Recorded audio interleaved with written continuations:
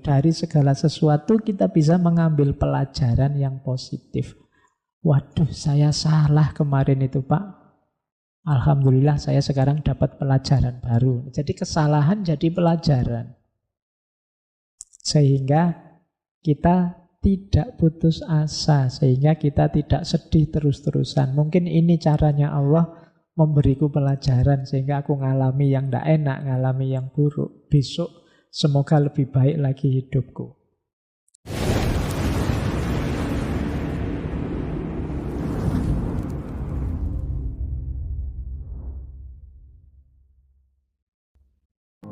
Assalamualaikum warahmatullahi wabarakatuh. Bismillahirrahmanirrahim. Kita awali dengan kecerdasan emosi. 5 kunci kecerdasan emosi. Jadi orang yang cerdas secara emosi itu cirinya 5. Yang pertama self-awareness, yang kedua self-regulation, yang ketiga motivation, yang keempat empati, yang kelima social skill. Sekarang kita masuk ke teorinya. Emotional quotient. Kecerdasan emosi. Apa sih kecerdasan emosi itu? Jadi orang yang cerdas secara emosi adalah orang yang mampu dan kuasa untuk mengenali dan memahami emosinya. Ini yang pertama. Nah, tempatnya di mana kecerdasan emosi kalau pakai teori neuroscience posisi otak? Otak kita itu kan ada 3 bagian. Ada bagian luar, ada bagian dalam, ada bagian bawah. Bagian paling luar itu namanya neokortek. Di situ tempatnya mikir, merenung, refleksi. Jadi IQ, reason, itu ada di neokortek. Nanti bagian dalam ada limbic system. Di situ emosi-emosi. Ada yang paling bawah namanya reptilian complex atau akal reptil. Kalau ini insting. Insting untuk bertahan hidup, insting untuk mencari selamat, insting untuk berketurunan, dan lain sebagainya. Itu yang paling bawah, mungkin daerah dekat leher sini. Ada yang lebih dalam untuk emosi-emosi namanya limbic system. Yang paling luas, paling besar itu neokortek.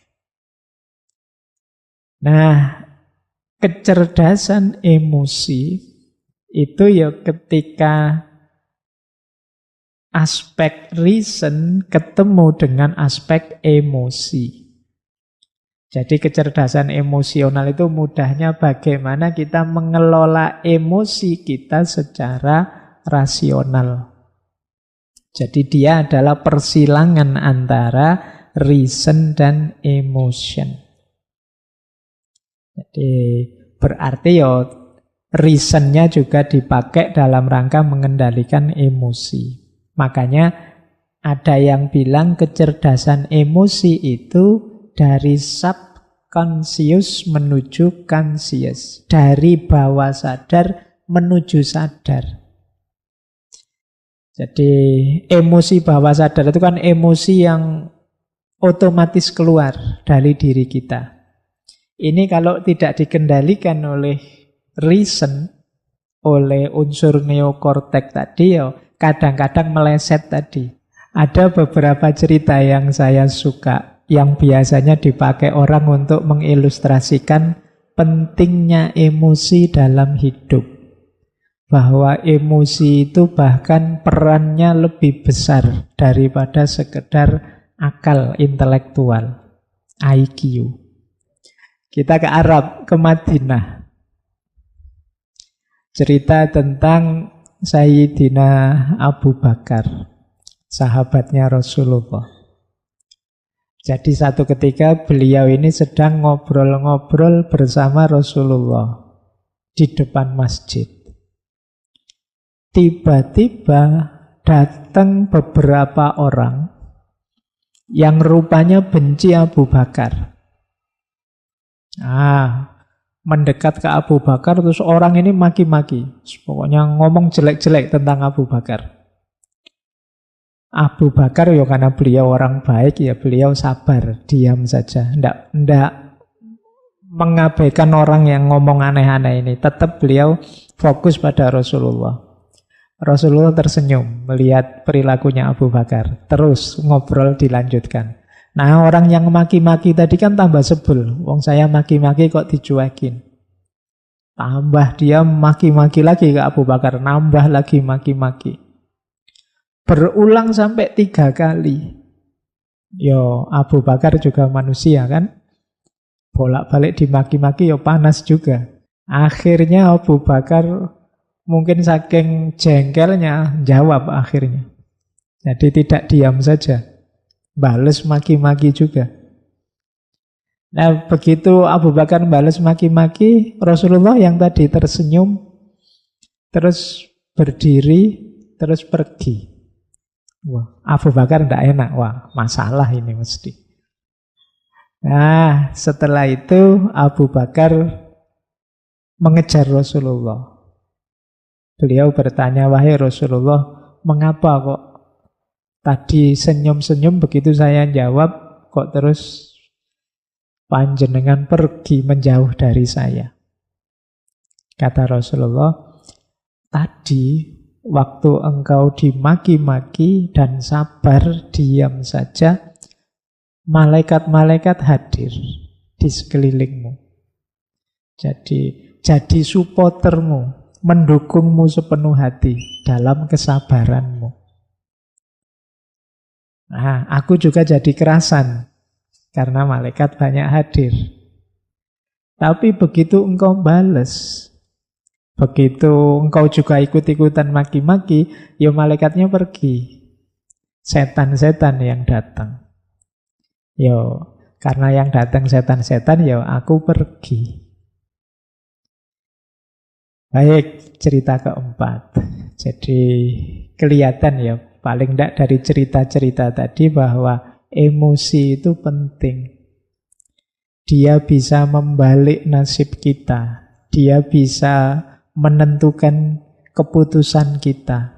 Seperti cerita Genghis Khan tadi. Dia bisa jadi surga atau neraka kita seperti cerita samurai tadi. Dia bisa menghadirkan malaikat atau menghadirkan setan. Nah, itu ceritanya.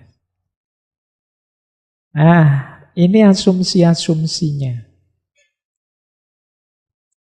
Jadi asumsi itu dasar berpikirnya. Kenapa kok terus ada kecerdasan emosi?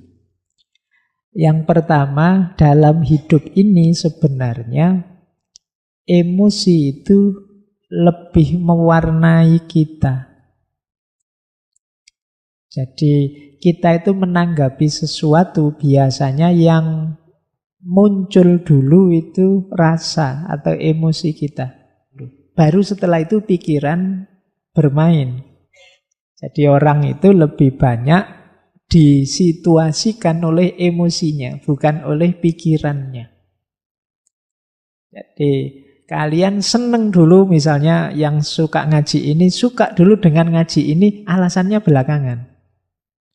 Yang setuju filsafat sama anti filsafat itu mesti suka dulu dan atau tidak suka dulu baru cari argumen. Nah, itu manusia. Jadi manusia itu lebih disituasikan oleh perasaan dan emosinya. Baru kemudian pikiran merespon yang kedua.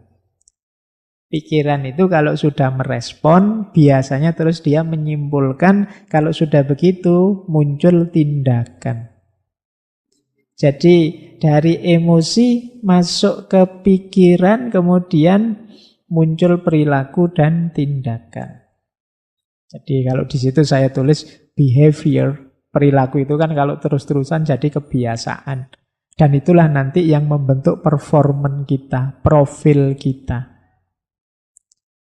Baik, jadi rumusnya itu kalau emotional quotient. Jadi manusia itu disituasikan oleh emosinya, setelah itu pikiran merespon, dari situ muncul tindakan, dari tindakan itulah lahir performan, perilaku nyata dia.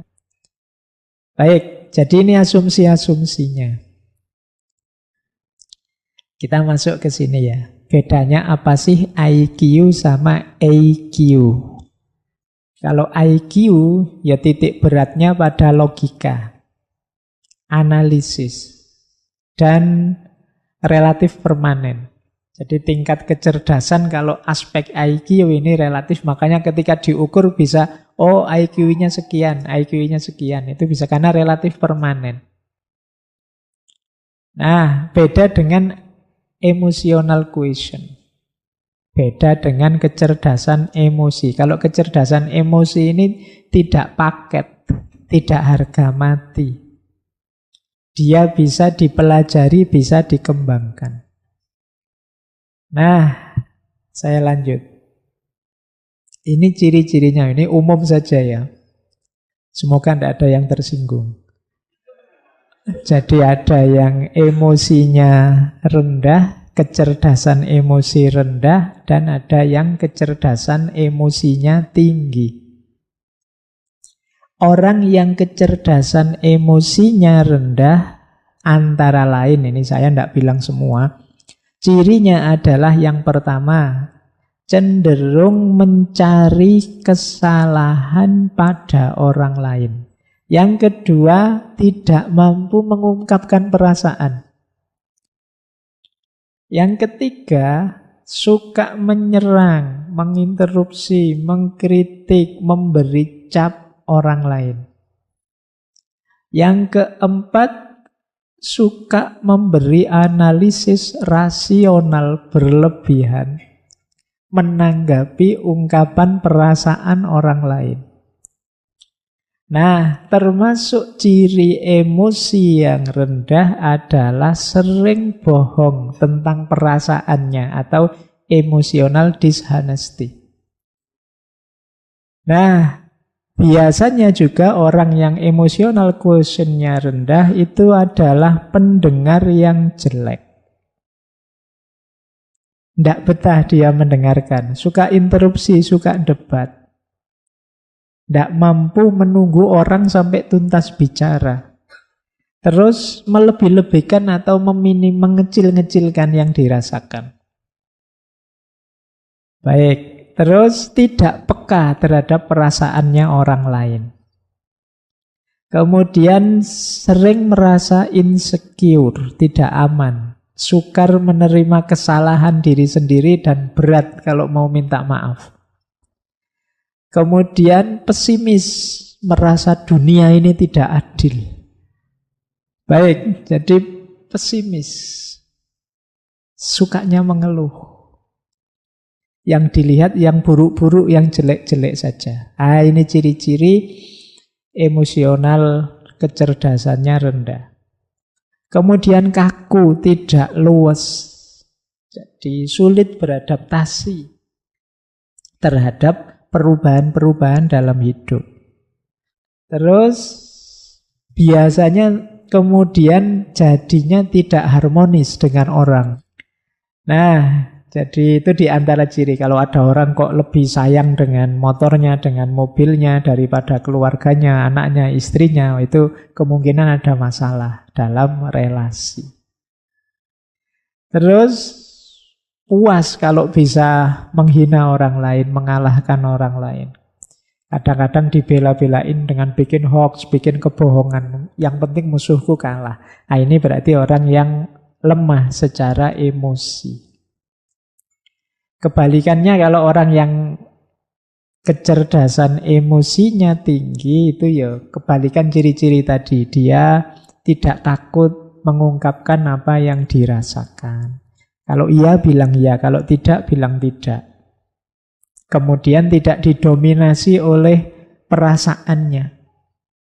Orang bisa takut manusiawi tapi jangan didominasi oleh rasa takut.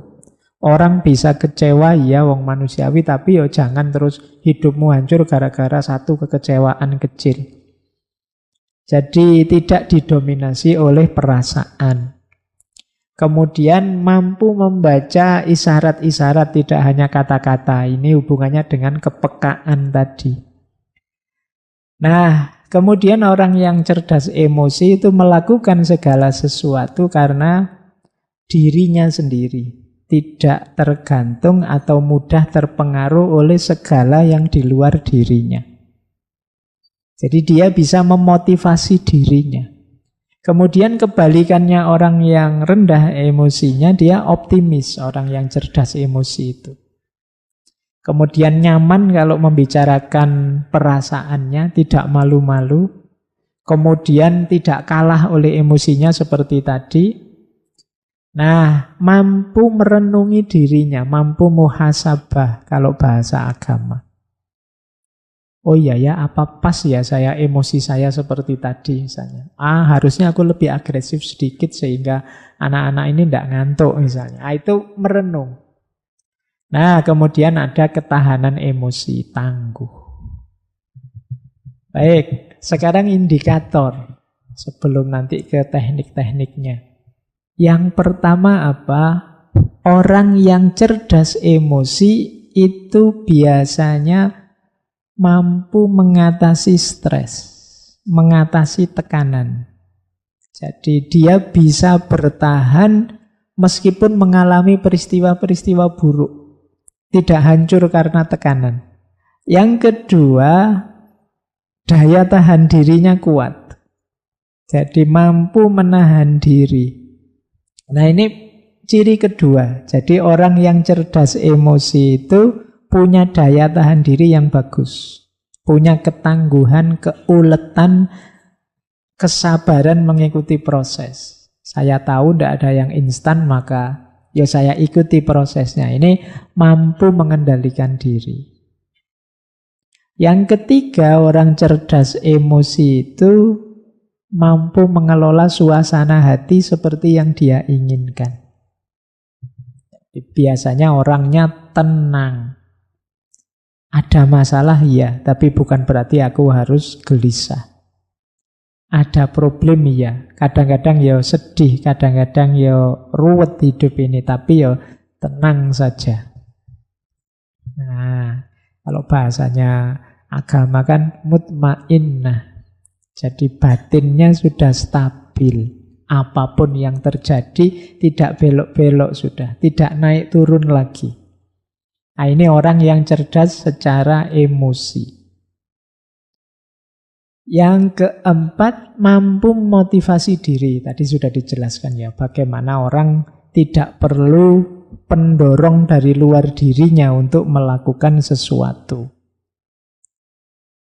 Yang kelima, mampu memahami orang lain lewat empati. Dan yang keenam, mampu bergaul dengan baik. Kok punya teman pintar sekali bergaul, di mana-mana disukai. Ini berarti kecerdasan emosinya tinggi. Oke, nah kita sekarang ke inti teorinya. Sejak tadi belum inti, masih pengantar. Ini 4 kemampuan. Inilah nanti yang disebut kecerdasan emosional. Jadi emosional intelligence itu unsurnya 4 tadi ya. Kesadaran diri dan pengaturan diri dan kesadaran sosial serta pengaturan relasi dengan orang lain. Jadi 2 yang pertama itu namanya personal competence, kemampuan personal. 2 yang terakhir namanya social competence, kemampuan sosial. Jadi kesadaran kita sadar emosi kita dan mampu mengelolanya. Kita sadar sebagai makhluk sosial dan mampu mengelolanya. Sebenarnya kuncinya itu yang disebut kompetensi personal dan kompetensi sosial. Yang sadar itu namanya what I see, apa yang harus aku lihat, apa yang harus aku penuhi. Kalau yang pengaturan itu what I do, apa yang harus aku lakukan. Jadi yang disadari dan yang dilakukan, baik sehubungan dengan diri kita sebagai pribadi maupun diri kita sebagai makhluk sosial. Sederhananya itu sebenarnya kecerdasan emosi itu. Nah, sekarang kita gali satu demi satu. Kesadaran diri itu cirinya 4. Yang pertama tadi ya, mampu mengenali emosi dalam diri kita. Saya itu rasanya sekarang kayak gimana sih? Itu bisa. Saya Pak rasanya capek Pak, bosen Pak, lelah Pak, jenuh Pak, dan lain sebagainya. Ini mampu mengenali emosi. Terus menerima diri apa adanya. Kan sulit kadang orang itu susah menerima dirinya. Termasuk self-awareness itu percaya diri. Nah, cuma percaya diri sesuai kenyataan diri kita. Kemudian yang terakhir mampu menertawakan diri. Ini menarik. Menertawakan diri itu berarti apa? Aku menerima bahwa aku ini banyak kekurangan juga. Ada salah, ada khilafnya juga. Meskipun aku ya tidak putus asa. Tidak masalah. Jadi salah tidak membawa putus asa, tapi membawa penertawaan diri bahwa aku ini memang belum baik, aku ini memang belum bagus, saatnya untuk diperbaiki. Nah, ini ciri-ciri orang sadar diri. Nah, strateginya apa untuk membangun kesadaran diri? Yang pertama, ayo merenungi nilai-nilai hidup. Kesadaran diri itu selalu gandeng, selalu bersama dengan nilai-nilai hidup. Orang bisa memvalue dirinya itu kan dasarnya nilai yang dia pegangi. Aku kok marah, padahal harusnya aku ini penyabar loh. Dalam hidup ini yang lebih utama itu sabar. Loh, sabar itu nilai yang kita yakini utama. Sehingga ketika kita marah berarti kita keluar dari nilai yang kita yakini. Yang kedua, untuk sadar diri, mari sering-sering mengamati efek dari emosi yang kita ungkapkan. Saya marah-marah tadi loh, kira-kira ada baiknya enggak sih? Aku maki-maki tadi kira-kira positifnya apa ya? Coba sekali-sekali teman-teman melakukan itu. Apa sekedar kelegaan perasaan saja? Tidakkah itu menyakiti orang lain? Tidakkah itu menambah masalah saja? Tidakkah itu memutus silaturahim persaudaraan? Ini namanya memperhatikan efek dari emosi. Kita itu sering demi kelegaan sesaat mengorbankan nilai-nilai yang jauh lebih tinggi, lebih besar. Ini berarti kita belum cerdas secara emosi. Kemudian penting juga kita pahami apa atau siapa yang bisa menekan tombol. Ini istilahnya menekan tombol. Ini ada teman kalau ngomong nyelekit. Ketemu yang kayak gini ini biasanya aku mudah terpancing marah. Jadi kita waspada. Awas ini anak cerewet yang tadi ini. Itu kita tahu dia yang bisa menekan tombol kita. Atau bukan orang tapi peristiwa. Atau apapun itu. Jadi kita terus waspada, ngerti. Ini yang bisa mancing aku jadi meleset. Ini yang bisa mengarahkanku jadi kacau ini. Kemudian cari feedback yang bagus. Manusia itu ada keterbatasannya, termasuk ketika kita membaca diri kita sendiri. Seringkali tidak objektif. Yang jelek kita anggap baik dan lain sebagainya. Maka pendapat orang, komentar orang perlu kita cari juga. Jangan-jangan kita merasa ngomongnya sudah baik, ternyata menyakiti orang. Ini namanya feedback. Untuk dapat feedback yang baik, kita perlu teman yang dipercaya. Cari teman yang bisa dipercaya. Kemudian tetapkan tujuan. Saya harus lebih baik. Saya harus lebih sabar. Saya harus lebih pemaaf. Saya harus lebih santun ngomongnya. Ini namanya ada tujuan. Biasanya orang itu kalau ada tujuan lebih mudah untuk diwujudkan. Kemudian yang terakhir, jangan menunggu atau menunda. Nah, iya Pak, yang disampaikan Pak Faiz itu menurut saya penting, bagus. Tapi ya besok lah Pak, masalah. Nah, itu namanya nunggu-nunda. Ada banyak hal yang kita tunda-tunda terus. Mungkin kalau kebaikan yang kita ketahui sudah kita jalankan semua, itu kita sudah bisa jadi superhero harusnya. Tapi kan sebagian besar kita tunda. Mau bantu orang, besok saja. Mau belajar, nanti saja kalau sudah.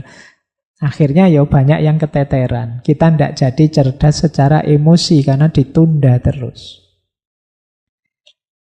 Kemudian manajemen, self-management, menata diri. Kalau sudah mengenali diri, sekarang menata diri. Menata diri ya cirinya 4. Yang pertama, kontrol dan pengarahan. Saya mampu marah, saya mampu sayang, saya mampu jengkel, saya mampu takut, dan lain sebagainya. Cuma menggunakannya pas, itu namanya mampu ngontrol.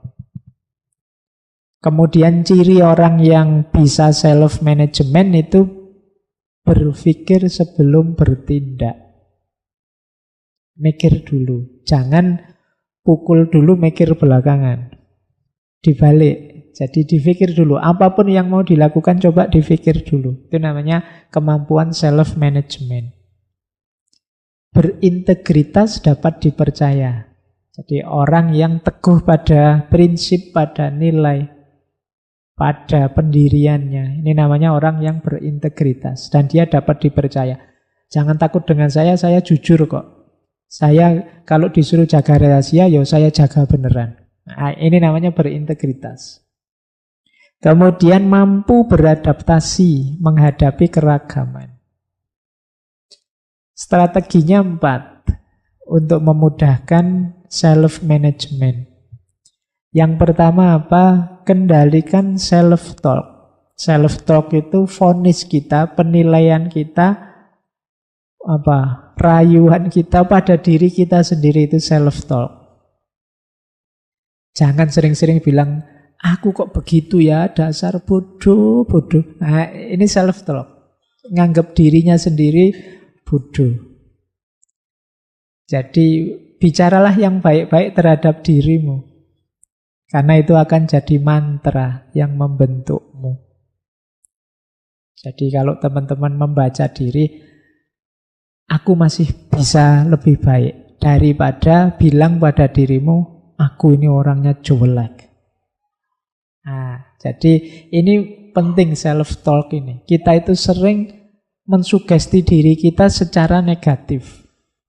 Dan biasanya ya ke situ nanti diri kita terbentuk.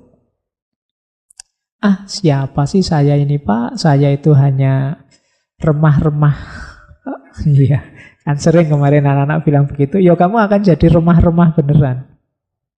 Akan lebih positif ya. Masih banyak hal yang belum saya mampu Pak, tapi insya Allah tidak lama lagi yang ingin saya bisa akan saya kuasai. Nah, itu kan lebih positif, membuatmu bersemangat untuk berjuang. Jadi kendalikan self-talk. Kemudian hitung sampai 10, ini sebenarnya adagium. Jadi hitung sampai 10 itu kalau mau melakukan apa-apa dipikir dulu. Wah, kurang ajar dia, ngomong jelek tentang aku di medsos, tak bales sebelum bales dihitung dulu sampai 10. Bales bener apa enggak, nanti efeknya apa kalau dibales. Sudahlah, pokoknya harus menang. Kedua, dibales tenan apa enggak, nanti sampai 10 kali coba, undur sampai 10 kali. Ini sebenarnya memberi kesempatan kita untuk berpikir dulu deh, pertimbangkan masak-masak, termasuk efeknya. Karena kalau sudah terkirim, apalagi sudah dibaca sana, nanti jangan-jangan masalah baru muncul. Sudah terlanjur diucapkan, didengarkan orang, jangan-jangan problem baru lahir. Wong kalau sudah diucapkan, dia sudah menjelma jadi energi suara. Yang energi ini tidak akan hilang, tidak akan habis. Kalau itu negatif, dia akan negatif selamanya. Kemudian ada lagi tips yang bilang banyak senyum dan gembira. Itu mencerahkan pikiran. Ya kalau kita merengut saja, kalau kita susah diajak ketawa, diajak senyum, itu biasanya sepaneng kalau bahasa Jawa nih. Kaku, tegang terus. Itu ndak enak. Bergaul dengan teman yang kaku kayak gini kan ndak enak. Ndak bisa diajak guyon. Dari mana mas? Dari belakang. Kan sulit, ndak enak. Mau kemana? Mau ke depan. Ndak bisa diajak guyon. Baik, ya hidup ya sekali-sekali ada sendaguronya. Butuh dalam rangka apa? Biar pikiran jernih. Kok jalan kaki saja mas? Emangnya mau ngerangkak apa? Marah terus kita. Oke, baik ya. Jadi banyak senyum, biar segar. Ini sebenarnya analogi dari optimis lah. Segala sesuatu itu tergantung caramu menanggapi kok. Apalagi yang terakhir itu, dari segala sesuatu kita bisa mengambil pelajaran yang positif. Waduh, saya salah kemarin itu Pak. Alhamdulillah saya sekarang dapat pelajaran baru. Jadi kesalahan jadi pelajaran. Sehingga kita tidak putus asa. Sehingga kita tidak sedih terus-terusan. Mungkin ini caranya Allah memberiku pelajaran. Sehingga aku ngalami yang tidak enak, ngalami yang buruk. Besok semoga lebih baik lagi hidupku. Nah ini self-management. Yang ketiga, social awareness. Kesadaran sosial. Ya antara lain tadi ya, kalau tadi memahami emosi diri, kalau sekarang memahami emosinya orang lain. Mampu berempati. Saya tahu kamu sedang prihatin, sedang sedih. Sudahlah, urusan dengan saya nanti saja kalau sudah tenang. Ini namanya mampu berempati. Saya tidak suka sih dengan kamu, tapi kamu sedang berbelasungkawa. Sudahlah, musuhannya nanti sajalah sekarang. Saya minggir dulu biar kamu tidak tambah sedih. Ini namanya punya kecerdasan emosional yang tinggi. Jadi tidak egois, yang dipikir dirinya sendiri saja, tapi juga mampu memposisikan diri di posisinya orang lain. Kemudian mampu berorganisasi. Kalau pas jadi pimpinan, dia jadi pemimpin yang baik. Kalau pas jadi yang dipimpin, dia juga jadi rakyat yang dipimpin yang baik. Ini namanya social awareness. Disuruh merintah ya bisa, diperintah ya mau. Ini namanya social awareness. Kemudian orientasi melayani. Orientasi melayani itu yang ada di pikiran kita, apa yang terbaik yang bisa aku berikan pada orang lain. Apa yang paling bagus yang bisa aku berikan pada mereka. Itu namanya orientasi melayani. Dan jadi pendengar yang baik. Nah, strateginya apa untuk kesadaran sosial ini? Ini saya terjemah acak saja. Terjemahnya kayak ceramah ya. Senyum, salam, sapa, sopan, santun, 5S, tidak cuma 3S. Jadi senyumlah, hidup ini indah. Salam dan sapa menunjukkan kita peduli pada orang lain. Sopan itu akhlak, santun itu adab. Jadi ini nanti jadi kunci kehidupan sosial yang baik. Pikiran yang optimis, kemudian wajah yang ceria, kemudian diri yang mudah bergaul, salam, sapa itu simbol kepedulian. akhlaknya hidup, adabnya jalan. Ini akan membantu menghidupkan kesadaran sosial. Kemudian walk in thy shoes. Walk in thy shoes itu berjalan dengan sepatunya mereka. Ini namanya empati. Kalau kita ngobrol dengan anak kecil, ya cara ngomongnya kita turunkan ke level anak kecil. Ngobrol dengan orang tua, ya sesuai dengan tataran orang tua. Itu namanya walk in their shoes. Itu bagian dari empati.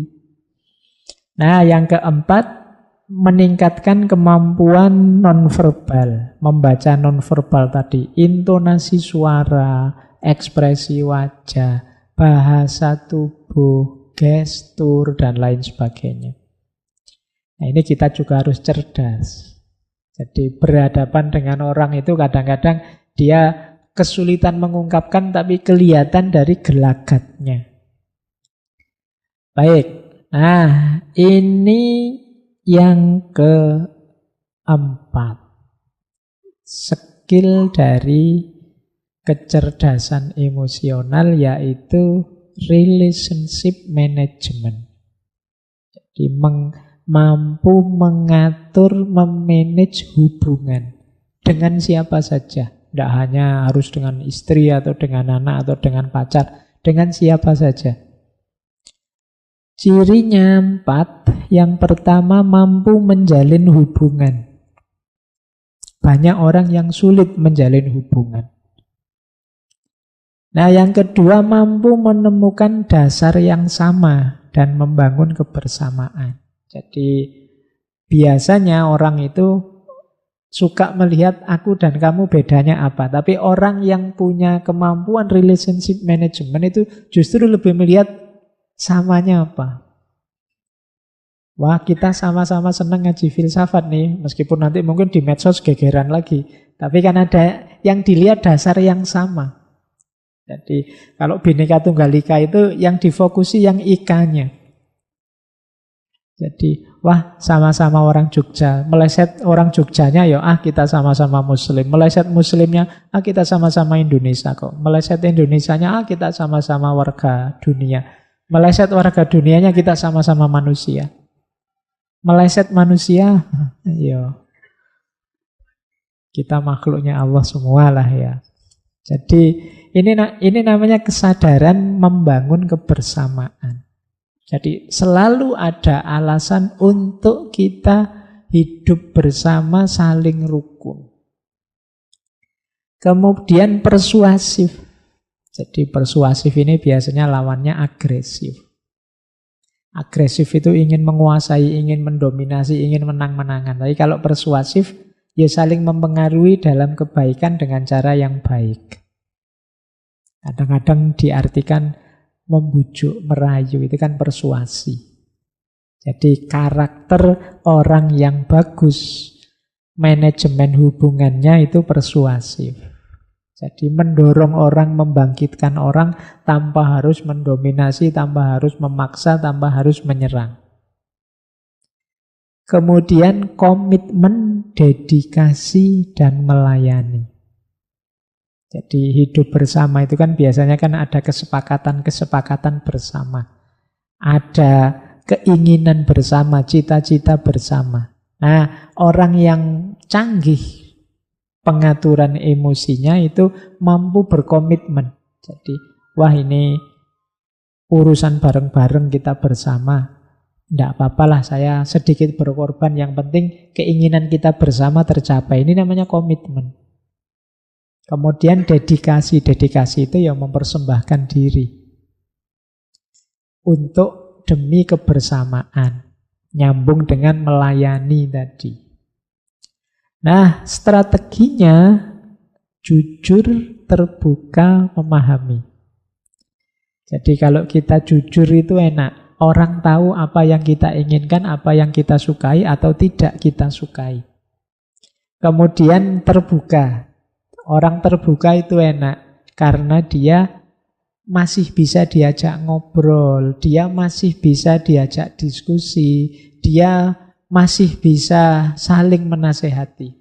Karena kalau orang sudah tertutup, mengklaim dirinya yang paling benar, paling tinggi, paling baik, paling bagus, dia tidak akan bisa saling dengan kita. Dia pasti inginnya dia lebih tinggi, kita di bawahnya. Kalau sudah seperti ini ya sulit untuk membangun hubungan yang baik. Makanya ada hadis yang menyatakan kita harus menolong saudara kita, baik yang zalim atau yang mazlum. Zalim ini ingin berposisi di atas. Mazlum itu yang memposisikan dirinya di bawah.